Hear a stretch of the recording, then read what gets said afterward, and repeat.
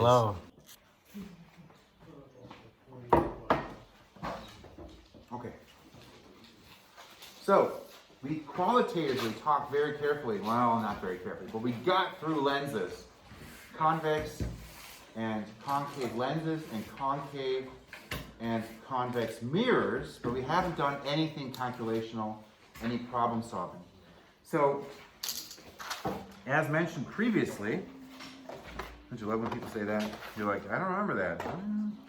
Anyway, so we have the optical axis, and we had our lens, and we're treating our lens just thinly, right? So we're just going to worry about the middle there. And we have our focal point there, and our focal point there. There we go. And we said, okay, let's place our object somewhere over here, maybe, with a color. Yeah, there we go. And we said apply our two rules to the focal point. That's rule 2. For some reason, I chose to go rule 2 first. Fine. And rule 1, we said was parallel. Is sent through the focal point. So just a reminder that we draw it like this. Of course, the actual refraction does not occur at the center of the lens. The refraction occurs twice at the two surfaces. Okay? Reminder about that. But for this purpose, for the ray tracing, this is good. And then we form an image over here. Okay? And here's the object. And you can see already the triangles. There's a bunch of similar triangles and blah, blah, blah. Okay? So there's two things that we need to talk about. We need to talk about, first of all, the relationship between the distances. So we have distances involved here. So we have, of course, a focal point that is at a focal length. And we use this pretty flexibly. We mark this as f, and this distance is f. So there's really a little bit of a difference there, but we're physicists, not mathematicians, so we're pretty cool with that. And then over here we have a distance to the object, and because of the German influence on optics, apparently we label it SO, as Strecke. A little bit odd, but oh well. And we have a distance here, SI. And if you like geometry and similar triangles, you can derive this relationship between these three lengths. Makes sense that they would be ratios and all that stuff. And you arrive at an equation that states that 1 over SI plus 1 over SO equals 1 over F. That's the relationship. It's called the Lensmaker Equation. We're not going to worry about how to get there. If you want to, you can figure it out. F in this sense is the length and not It's the length, exactly. So this length F, this length SI, and this length SO is related in this way. Yeah. Okay. Two notes about this that's important for lenses. For lenses, we have to, for either way, so F is greater than 0 if it is a convergent object. Okay, and F is then, of course, smaller than 0 for divergent. Okay, and we have two words to characterize a lens and the mirror, one in terms of what it looks like, and one in terms of what it does. Convergent lenses are convex, okay? And convergent mirrors are concave. Okay? And that is the focal length or the focal point? Focal length. Yeah, but So this would be I'll just write it here, convex lens, concave mirror. And then divergent would be a concave lens and a convex mirror. Cool, cool. So let's do an example. We've got an example here. I mean, I sloppily drew this, but hey, there are distances there. We can measure those. Let's go. So let's see what we got here. I got this at 2.8 is F. Okay, is it actually correct? Is it over here 2.8? Yeah, close enough. So let's see what we have here. We have F equals 2.8. Let's say this is centimeters. Okay. And we have a distance to the object that is located at. that does not look like a centimeter. I know. It's 6.2 centimeters. 6.2 centimeters. Oh, hang on a second. And the other thing that we have to be clear on here is that for lenses,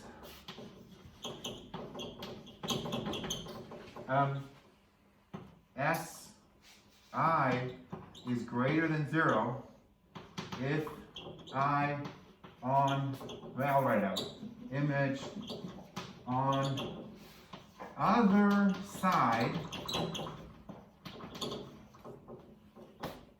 of lens compared to object, just defining. So in this case, the image forms here, the object was here, we call it a positive image distance. And mirrors deal with the other way around. I'll just do it. Mirrors, I'll just write that, other way around. Ah, that's not really good. That's not good. That's crap. I'll write it out. SI greater than 0 if image on same side as object.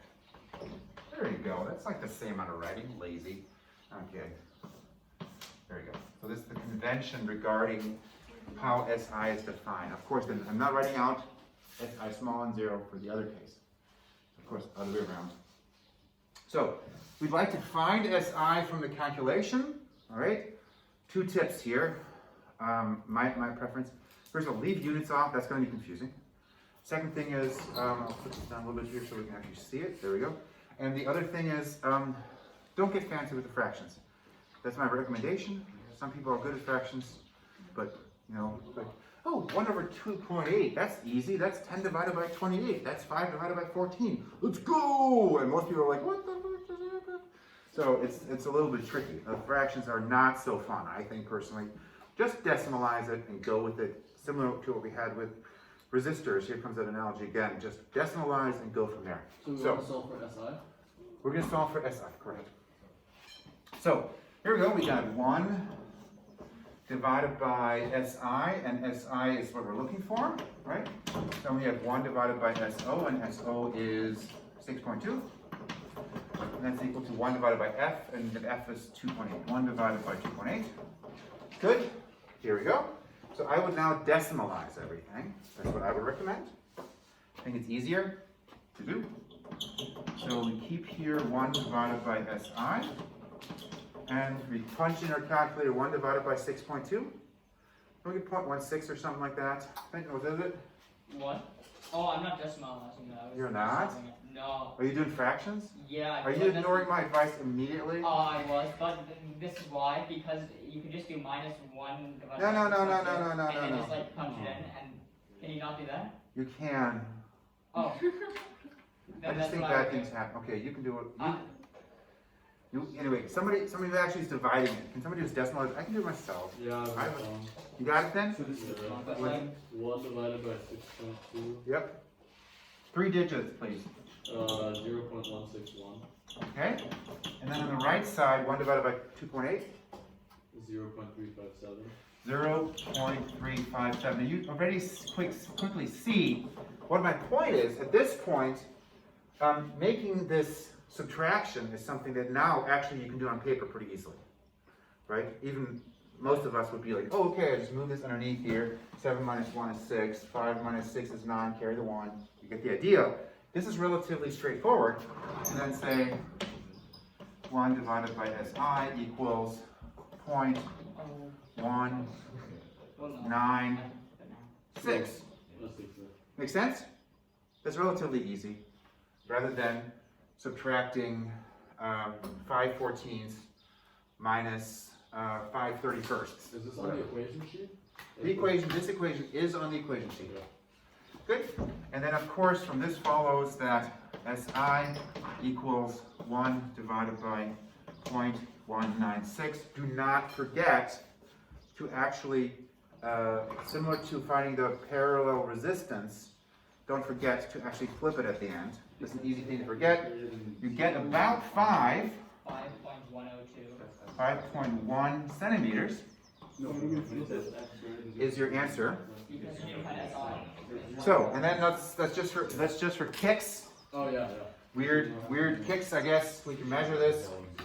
And we get here 5.9. It's a little bit underneath, but considering I was just zip, zip, zip, zip, I think that's pretty good. So the value we get here is 5.9 centimeters. Cool. That's pretty good. Make sense? Good. Good. Now, of course, for lenses and for these kind of things, just the distance isn't enough. Yes. How did you just get 5.9? Oh, you measured it. Oh, okay. So this is SI measured equals from the ray diagram 5.9. If you draw this precisely, you should be within a millimeter or two. Okay, on papier with a nice ruler, get it all straight and all that stuff. You should get pretty close to the correct answer. Yes. Wouldn't all color look like they give you how the focal length, they give you the object distance, and then you actually have to like. Yeah, they could ask you to do that. So they could give you a lens and say, use ray tracing to find the location of the image. Okay, but you can No also lens? use the equation. So that's a good reminder. You have to answer the question asked. Okay. So if they say use ray tracing to find the distance to the image and you use the equation, they're like, nice job, 0 points, because you did not use ray tracing. So that being said, you know, it's all about us. I don't want to look at 2,000 crappy ray diagrams. That's like, it sounds horrible, right? Yeah. And then like giving partial credit is going to be a disaster, right? Oh, you had 1 point for this line, 1 point for this line. Is it actually through the center? It's like, ooh. So ray tracing is not a super popular question, but it's part of the curriculum. Okay. So you should be able to do it. Okay, all good? So that's one part. This equation is important, but of course, when we're actually interested in lenses and mirrors, the most important thing we're interested in is how big the image is, not where it is. The size of the image is more important. So we're really interested in finding out the magnification. The letter you use for magnification is capital M or little m? Capital M? Okay. So, by definition, the magnification is how big is the image compared to the object. Makes sense, right? So that would be height of the image divided by height of the object. Do you agree? By definition, correct? Now, as you can see, the height of the object and the height of the image and the distance to the image and the distance to the object are in similar triangles, straight up. The only thing different is the signage, because the image is upside down. That means it needs to be a negative image height, but we're calling this a positive image distance. So the ratio HI to HO is equal to the ratio of the distance to SI to SO, except for a sign. Now, because I don't know why they do this. The equation on the sheet has absolute values on here. Okay? But that's the correct equation, and I don't really not a fan of absolute values. It's like, right? It's like masks something that's there. Why eradicate the information? So I recommend that you remember this. It's not on the equation like this. It has absolute values. I think over on everything, I don't even know. But the equation's on there. Here. But M should come out positive. what's that? Should M come out positive? No, not necessarily. So M negative. So let's just kind of talk it through. Upside down? Correct. So we can just kind of remind ourselves. M smaller than 0 means inverted. Right? And then of course M magnitude smaller than 1 means it's smaller. Right? And then M magnitude greater than 1 means larger. Right, and X just seems dumb. Simple. Yeah? Make sense? Cool? Make sense? Mm-hmm. Sweet. So let's go over here and now actually find the size of the image. It does look bigger. I don't know if it's big enough, but we'll see. So we can solve that now. We have in our equation, we found SI, we have SI, we have SO, right? So we should be able to find the magnification. Makes sense, right? Let's find that first. In our problem, magnification is equal to, watch out, minus SI divided by SO. So remember this minus sign. I recommend remembering the equation. Make sense? Okay. So minus SI is 5.1. SO is 6.2. There we go. There we go. And, is that right? Would we only put the minus on top of it if it's inverted? Say what again? Would we only put the minus in front of the fraction if it's inverted, or is like, do we always do that even if it's not inverted? What? Minus sign only if it's inverted? Yeah. So if it's negative, then it is inverted, but the negative sign in the equation is always there. So, the equation. All right, took me a second to oh, process so the SI question. can be negative as well if it's like the opposite. SI can be negative. The way we're dealing with it, SO is defined as positive. Yes. You could somehow have, no, we're not going there. We're not going there. Stupid. So yeah, define SO as Ignore. Ignore. That's the same you go up. We define SO as positive, and then SI sign is defined on which side of it is. Well, but then in this case, like, wouldn't it, you always get the result of, oh, no, that's true because We'll get a nothing- negative nothing sign. else. Yeah. you're always- This is negative, and the value specifically is How many decimal points do you want? 3. Okay, negative 0.823. 8, 2, 3. So, But wouldn't that mean that, like, in this case, it's impossible to get a positive value? what? Because you can't have a negative distance in this case? So that you- No, you can't have a negative distance image. The image is negative over here, if it's on the left. Yeah, So, that's what I meant for that's that. what it is. So this means that the height of our image, again, oopsie, so this is equal to minus 0.823. I'll just write in what that means. But of course, magnification is defined as the ratio of HI to HO. So we can put that equation in here, over there, which allows us to find now the height of the image. H image is equal to minus 0.823 times the height of the object, and we can plug that in if we measure it, which we haven't done yet. I think we made a mistake in how we drew this. Yeah. We did. So let's see what we got here. I got 1.5 times 1.5 centimeters, and that's equal to 1.2, Yeah, the height is 1.23 minus 1.23 centimeters. Okay, is that correct? Good. So let's take a look what it actually is. Let's play this on here. I got 1.8, so I made it actually too big. Bummer, dudes. This line kind of goes out like that, so I made it too large.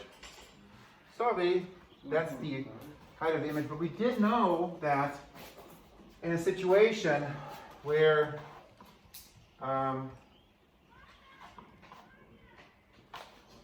we place the object beyond 2 focal lengths, the image is supposed to be smaller than the object, so that makes sense. So our result agrees with what we think it should be. However, our measured HI, okay, let's do maybe green. That sounds good. So this is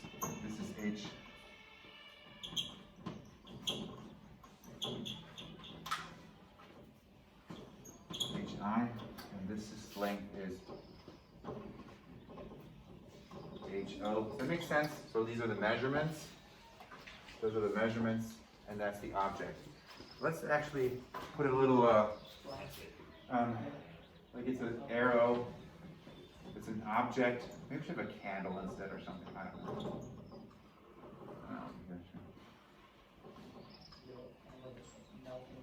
There we go.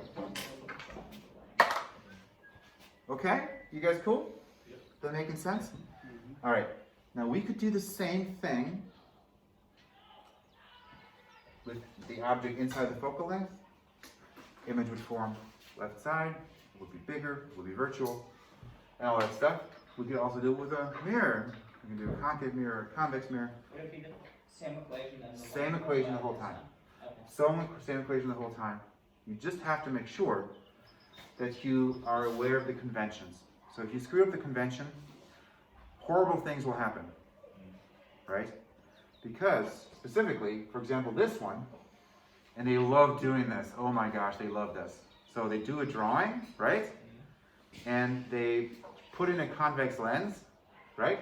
And they show you the focal point, right? Like if they show you, for example, let's do this over here. Oh, getting a warm feeling of thinking about all the students failing.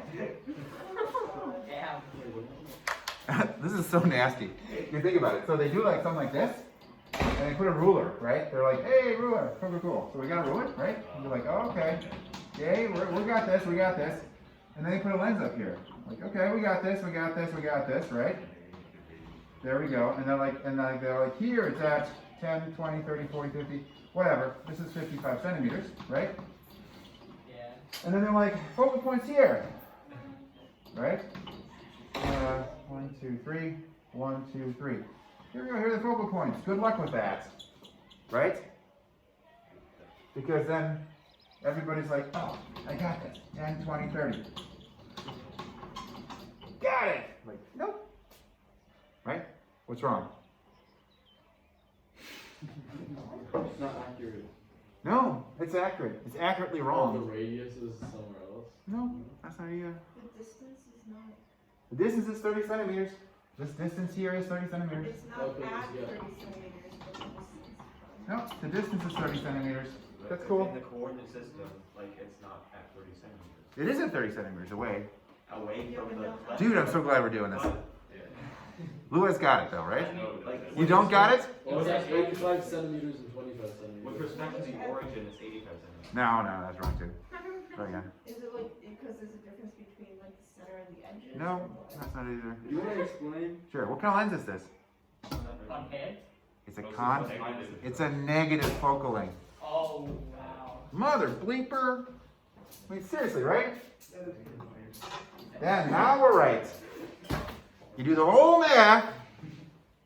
You try to find the image. You're trying to find the da-da-da-da-da. But you have the focal length wrong. The focal length And of course, once you tell the math that this is a convex lens, right? And you would do that by putting in a positive focal length. Horrible things will happen. Everything is completely wrong, So right? Because your type of image, where the image is, everything is wrong. Focal length for a diverging lens, a concave lens, is negative. And if they show it to you, this, where the focal point is, right? That's not good enough. There's a difference between where the focal point is and what the focal length is. And focal lengths are defined as negative for divergent lenses and divergent mirrors. Why is that? Because they don't focus, they unfocus. Maybe that's a good qualitative way of making sense of it. So they do the opposite of focusing, so they don't have a positive focal length, they have a negative focal length. But in the math, we need to somehow represent this, obviously. We have one equation, whoopsie, where'd it go? Here, we have one equation representing both lenses and both mirrors.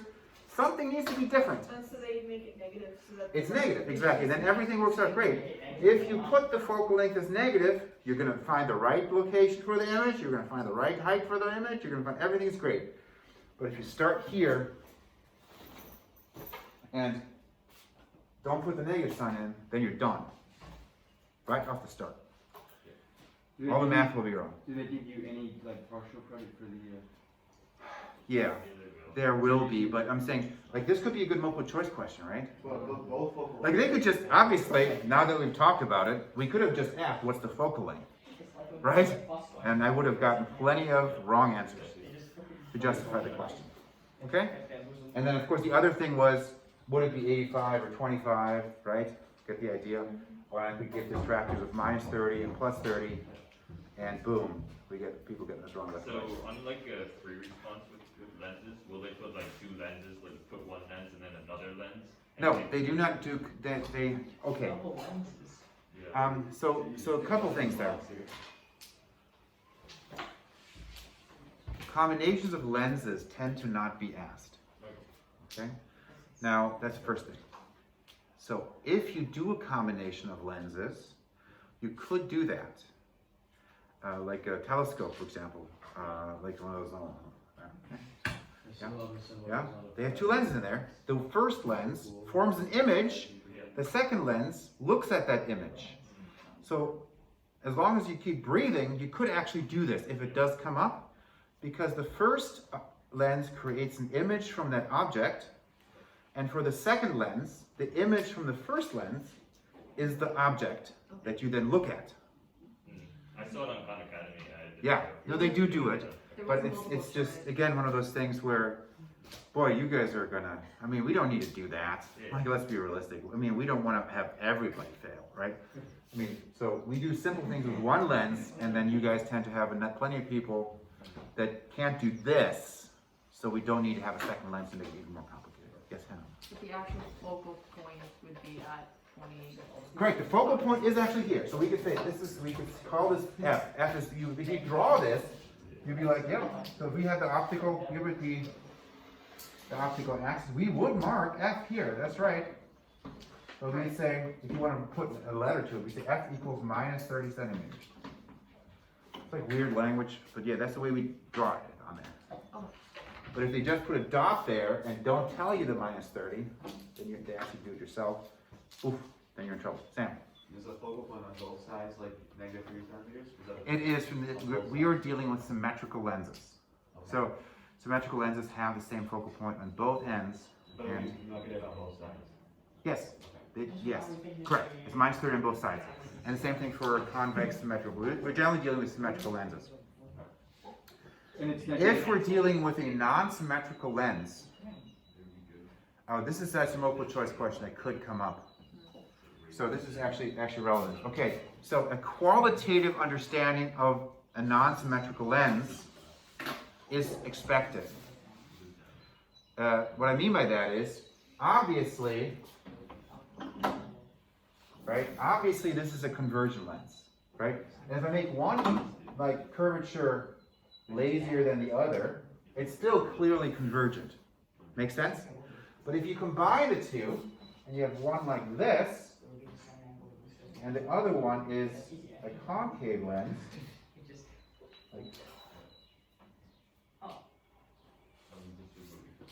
kind of like glasses have that. You know, glasses have a convex side and a concave side.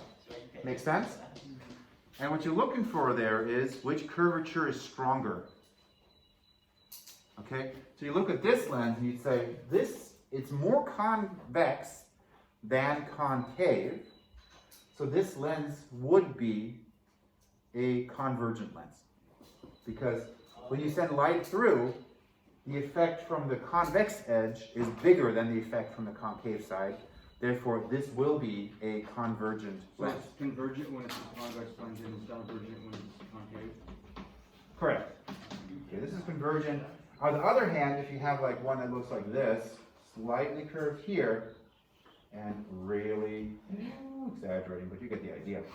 You're like, this is way more concave than it is convex, so this would be a divergent lens. Okay, and obviously these are both convergent as well. Okay, and then of course we have both sides. Well, it's like the most concave lens that someone's ever made. Oh yeah. So this is divergent as well. No. Because that question has come up where they give you basically pictures of different lenses and say which one of these are, maybe even two answers, one of those two answer questions. Which one of these are divergent or which one of these are convergent? They could ask that. And in that context, oh, okay, more concave than convex, divergent. More convex than concave, convergent. Makes sense. And these simple ones are easy, of course. Straight up. Yep. I have a serious question. Oh, yeah. Could a lens be like more concave if it's like instead of a circle, it's like an oval? So it's like half of an oval that's like really long and wide. What? I have no idea what you're asking. What did that just say itself? So just a wide lens. But could I illustrate it? On the board? Yeah, You're coming up here? maybe. Okay. That's an invasion of one's privacy. I saved some space for you here. Here, enjoy. No, because like you said, all the concave lenses and like mirrors are based on like a circle. I'm out of coffee. Oh wait, I'm paying attention to you, sorry. So like usually you said it's like this, What? and you take this up. But what if like someone did a concave lens, but they did like a really stupid oval, and it's like that? Does that work? Because I mean, it's not based on a sphere per se. I think your It's just a wide illustration lens. confused me more than helped. I still have no idea what you're drawing. Anybody? That looks like a bird that's got two beaks. No, And it has like a normal concave lens is this, yeah. Divergent lenses. What if someone did like this? Is that like possible, or is there like a limit to can't how keep making big it can be? shapes. It's an anvil. That's my question. Like, does it have to be based off of sphere? Can it be like more smooth? Can you edit this out?